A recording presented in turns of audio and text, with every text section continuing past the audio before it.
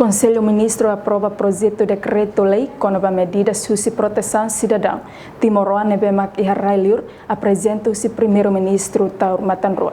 Quarta-feira, Lourenço Nulo recensia folang outubro tinane, Conselho Ministro Halal Surumuto e a Palácio Governo dele aprova projeto decreto-lei apresenta o primeiro-ministro com nova medidas de proteção cidadão Timor-Leste e Iharrailiur.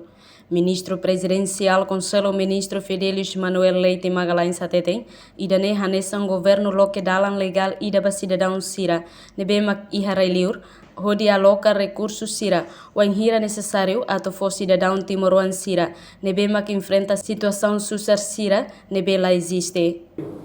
Nebemak apresenta o seu primeiro-ministro com a medida sira para proteção cidadão Timor-Leste sira e Iharrailiur.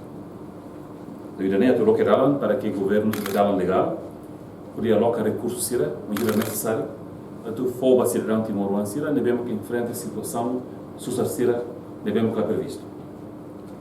Exemplo nessa linha sira nebemak vítima para tráfico de mania tem que repatriar sira e sira nebemak vítima para desastres naturais tu repatriar sira mai Timor que nem precisa de enquadramento legal de sira para tu ver a que dalam o governo liberar alocar recursos. Mas sem ainda nem o governo de Hanoi nem fundamento legal de ser lá suficiente para o governo ver a atuação sira. Neve ainda nem o aprovado a nova medida para a proteção cidadão Timor-Leste sira e Iharrailiur.